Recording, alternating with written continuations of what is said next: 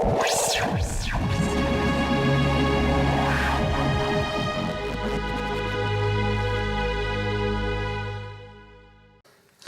it's SickBoy from the Gaming Anarchist Collective and welcome to the Anarchic for the 2nd of December 2013. Right, well first up, Lindsey Lohan and her mental illness. She appears to be instructing lawyers, according to rumours. Nothing seems to be concrete. I have looked around, I've seen nothing more than just rumour at this point, but appears to be instructing her lawyers to prepare to sue Rockstar North on the grounds that her likeness appears in GTA 5. Lindsey, what you are is a famous Hollywood child star burnout junkie. Okay? So, yes, within the game, they have blonde Hollywood, some cases sluts, some cases junkies, whatever the hell. And they do have it. They do have a case where they do have a side mission where you end up film a blonde woman in her 20s who claims to be a teenage star, shagging over a table, who then tries to chase you down. And there's the picture of the blonde girl with the iPhone in a bikini, who is, you don't have a patent on blonde young women, dipshit. Just because it may well be mocking you and people like you, that is not the same as infringement of your image. You oversensitive fuckhead. You are not the first crackhead blonde girl in Hollywood, and you will not be the last. Get over yourself. You are a parody. Your entire nature is a parody. You have gone massively off the rails. You are a wreck, as seems to happen quite commonly with children who work for Disney. They tend to go insane when they get older. This is happening. It's happened to Britney Spears. It happened to you. And it's happening to Miley Cyrus. This is how it works, unfortunately. You get used, you get milked, you're used for paedophile fodder, and then you go absolutely fucking mental once you hit 18. That is not because... Sorry, there is no right infringement here that I can see. You being part of a group that is being mocked. Sorry, you don't patent blonde. Move on. Right, well, sticking with Grand Theft Auto, it appears that there has been a leak to suggest that there will be an online content creation tool within GTA 5. Now, this has been leaked from some YouTube videos. It's all very much speculation at this point, but the video shows you setting waypoints and things within Los Santos, so does suggest that this may well be a thing. It may well be a hoax, but it also may well be a thing. Personally, I have to say that if they were to add something in there, it would make it more appealing. I have not spent much time at all on GTA 5 much after the online was unlocked. I haven't really touched it all that much, and so I would be interested in an opportunity, something to entice me back into the game. So I hope they go through with something like this. This could maintain and actually keep this game as an online gaming powerhouse, certainly to keep the current generation of consoles, which are going to be going for at least a couple of years, actually going live and worthwhile. Actually make it worth people keeping hold of their machines, if this is worthwhile, and I sincerely hope that it is. Well, we've just come off the PS4 launch in the UK, so that now all three of the next-gen systems, and yes, I'm including Wii U as a next-gen system. Let's just stop being churlish about it. It may not be selling very well, but it is a next-gen system. And they're all out now. We had the Xbox a couple of weeks ago, and now we've got the PlayStation 4. Now, in the UK, it seems that there has been confirmation that the PS4 has outsold the Xbox One. The Xbox One, over its first week, sold, I think, 150,000 units, which, for context, those who aren't aware, the UK has about 70 million people in.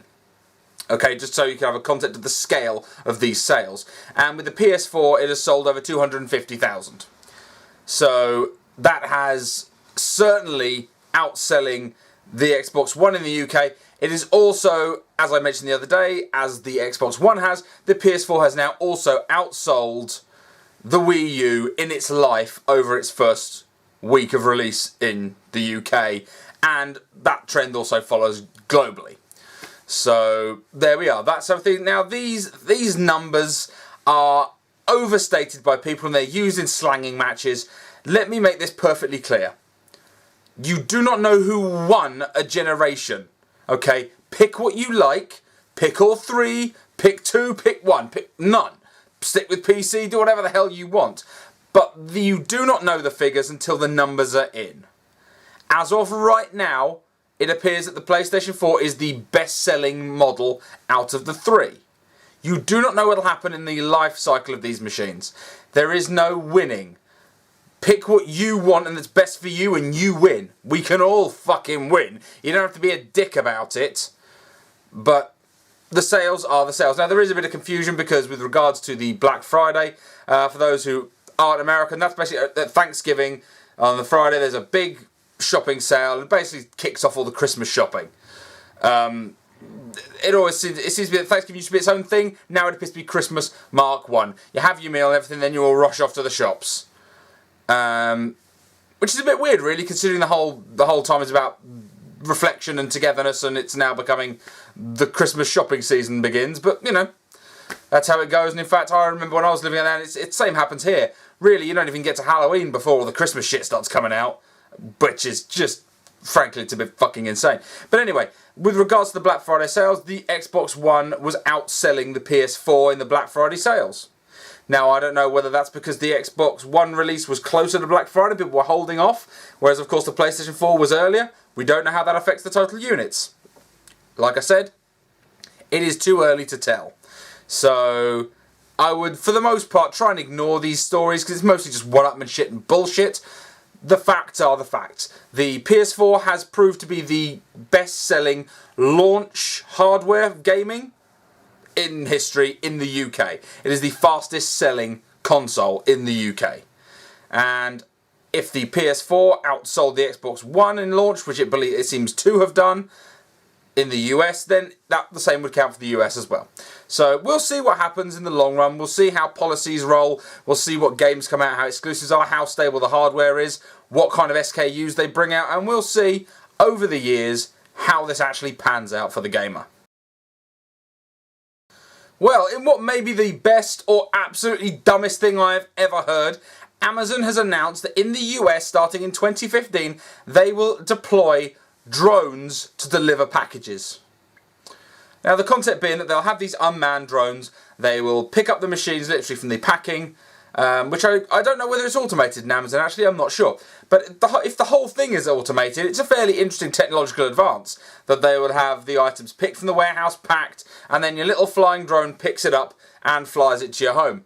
Now, I foresee problems with this. I mean, there's going to have to be some real logistics.